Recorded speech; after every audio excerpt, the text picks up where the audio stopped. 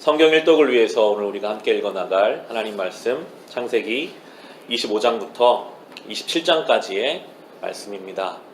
성경을 묵상하다 보면 하나님께서는 완벽한 사람을 데려다가 사용하시는 분이 아니시라 오히려 하나님이 부르신 사람들을 보면 허점도 많고 부족한 것도 많고 죄가 많은 사람들인 것을 알 수 있습니다. 특별히 오늘 우리가 함께 읽어나갈 본문 창세기 27장에 나오는 믿음의 가정이라고 하는 이 이삭의 가정의 모습을 보면 우리가 그 하나님의 섭리를 알 수 있습니다. 아브라함의 귀한 아들이었던 이삭도 27장까지 오면 나이가 많이 들어 있습니다. 그에게는 두 아들이 있습니다. 쌍둥이 아들인 에서와 야곱이 있습니다. 그런데 이 가정은 어떤 균형을 잃어버린 가정이 되어버렸습니다. 아버지는 큰아들만을 더 사랑하고 어머니 리브가는 둘째인 야곱을 더 사랑하는 모습이 지금 이 가정의 모습입니다. 27장의 1절을 보시면 이삭이 늙어서 눈이 어두워 잘 볼 수 없게 된 어느 날 맏아들 에서를 불렀다. 나의 아들아. 에서가 대답하였다. 예, 제가 여기에 있습니다. 라고 시작합니다. 성경은 이삭이 눈이 어두워졌다 라고 표현하고 있습니다. 이삭의 생애를 오늘 묵상해 보시면 그는 믿음으로 살았던 사람입니다. 하나님이 주시는 축복도 경험한 사람입니다. 하지만 그 인생의 말년에 오면 눈이 어두워졌습니다. 성경이 말하는 이 눈이 어두워졌다라는 것은 단순히 육체적인 눈만이 아니라 영적인 침체를 또한 이야기하고 있습니다. 간절히 바라기는 우리가 주님 앞에 가는 그날까지 우리의 육신은 쇠할지라도 우리의 영혼은 날마다 건강하고 민감할 수 있기를 소망합니다. 늘 끝까지 믿음의 민감함을 주시기를 우리는 늘 깨어 붙잡아야 하겠습니다. 이제 이 이삭이 4절을 보시면 아들에게 이렇게 말합니다. 내가 좋아하는 별미를 만들어서 나에게 가져오너라. 내가 그것을 먹고 죽기 전에 너에게 마음껏 축복하겠다라고 말합니다. 큰아들만을 불러놓고 내가 너에게 축복할 테니 가서 맛있는 음식을 만들어 와라. 5절을 보시면 이삭이 자기 아들 에서에게 이렇게 말하는 것을 리브가가 엿들었다. 에서가 무엇인가를 잡아오려고 들로 사냥을 나가자라고 나옵니다. 엿듣습니다. 가족인데 가장 가까운 사람들인데 대화를 하지 않고요. 단절되어 있고 엿듣는 관계가 되고 있습니다. 그런 생각을 해봅니다. 만약에 이삭이 아내를 불러놓고 내가 큰아들을 이번 기회에 축복하기 원하는데 어떻게 생각하시오? 그렇게 물었더라면 어땠을까? 리브가도 엿듣는 것이 아니라 그 이야기를 듣고 가서 내가 태중에 두 아이를 임신했을 때 하나님께서는 작은 자가 큰 자를 다스리게 될 것이다 라고 말씀하셨는데 둘째까지 불러서 축복하는 것은 어떨까요? 이런 식으로 대화가 영적으로 이루어졌더라면 어땠을까 하는 생각을 해볼 만큼 지금 이 가정은 나누어져 있습니다. 리브가는 엿듣자마자 계획을 세우죠. 어떻게 내 남편을 속여서 내가 사랑하는 야곱에게 축복을 넘겨줄 수 있을까? 치밀한 계획을 세웁니다. 털을 가져다가 에서인 것처럼 야곱의 팔에 붙이고 이렇게 아버지를 속여라 라고 거짓말을 가르쳐주는 것이 어머니 리브가의 모습입니다. 영적인 소통, 가정 안에서 꼭 있어야 할 부분입니다. 늘 가족 간에 내가 지금 이 일을 이렇게 결정하려고 하는데 같이 기도합시다. 어떻게 하면 좋을까요? 이 일을 위해 기도해 봤습니까? 하나님은 우리의 가정에 무엇을 원하실까요? 자녀들과 가족들이 함께 모여서 영적인 대화를 하는 것이 또한 얼마나 필요한지를 이 본문을 통해서 생각해 보게 됩니다. 아버지를 속일 연극은 계속 진행됩니다.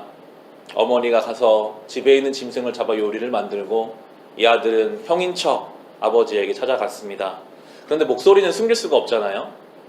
그리고 너무 빨리 온 거예요. 그러니까 이 아버지 이삭이 눈이 어두웠지만 뭔가 깨름직해서 묻습니다. 20절을 보시면 이삭이 아들에게 물었다. 얘야, 어떻게 그렇게 빨리 사냥거리를 찾았느냐? 야곱이 대답하였다. 아버지께서 섬기시는 주 하나님이 일이 잘 되게 저를 도와주셨습니다. 라고 거짓말을 하고 있습니다. 야곱은 자기 아버지를 속이고 자기가 원하는 것을 얻기 위해서 지금 하나님을 이용합니다. 하나님이 나를 도와주셨습니다. 말도 안 되는 거짓말에 하나님까지 언급하고 있습니다. 야곱이 영적으로 얼마나 어리석은지를 보여줍니다. 축복은 눈이 침침한 아버지 이삭이 손을 얻는다고 해서 오는 것이 아닙니다. 복은 하나님께로부터 오는 것입니다.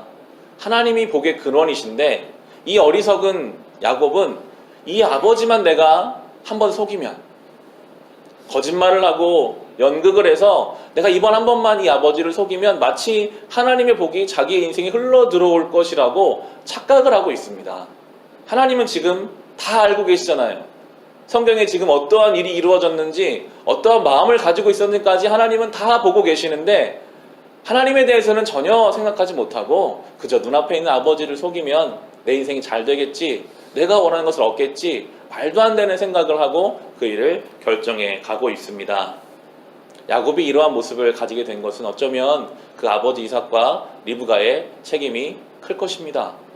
가정 안에 영적인 대화도 없고 그 안에 무슨 신앙의 교육이 얼마나 생겨났을까요? 그것을 그대로 물려받은 야곱은 지금 이러한 신앙의 모습을 가지고 있습니다. 결국 아버지를 속이게 되고 축복을 빼앗아 받습니다. 그런데 본문을 묵상해 보시면 그것은 복이 아니었습니다. 오히려 슬픔이었습니다. 가족이 분열되게 됩니다. 자기가 속은 것을 나중에 알게 된 형 에서는 매우 화가 나서 내가 연로하신 아버지만 돌아가시면 바로 내가 이 동생을 죽여 없애야겠다라고 다짐을 합니다. 그 마음을 알게 된 어머니가 야곱을 도망 보내는 것으로 27장은 마무리되는데요. 44절과 45절을 보시면 다급하게 어머니가 사랑하는 아들 야곱을 보내는 내용입니다. 내 형의 분노가 풀릴 때까지 너는 얼마 동안 외삼촌 집에 머물러라. 내 형의 분노가 풀리고 내가 형에게 한 일을 너의 형이 잊으면 거기서 떠나 돌아오라고 전가를 보내마. 내가 어찌하려 자식 둘을 다 잃겠느냐라고 말합니다. 리브가 생각에 얼마 동안만 외삼촌 집에 가 있으면 일이 해결될 줄 알았습니다. 그런데 20년이 걸립니다. 다시 돌아올 때까지 20년이 걸리고 이 어머니는 이때가 사랑하는 아들을 마지막으로 보는 일이 되어버립니다. 더 이상 리브가는 성경에 언급되지 않고 이미 돌아왔을 때는 이삭만 남아있게 됩니다. 얼마나 사람의 생각과 하나님 생각이 다릅니까? 잠깐이면 될 줄 알았던 일이 평생을 이 아들을 못 보게 됐습니다. 거짓말을 하면 축복을 얻을 수 있었다고 생각했던 일이 오히려 가정을 분열시키고 슬픔의 결과를 가져오게 되었던 것입니다. 오늘 이 본문을 우리가 묵상하면서 하나님 앞에 우리의 모습은 어떠한지를 잘 돌아보아야 하겠습니다.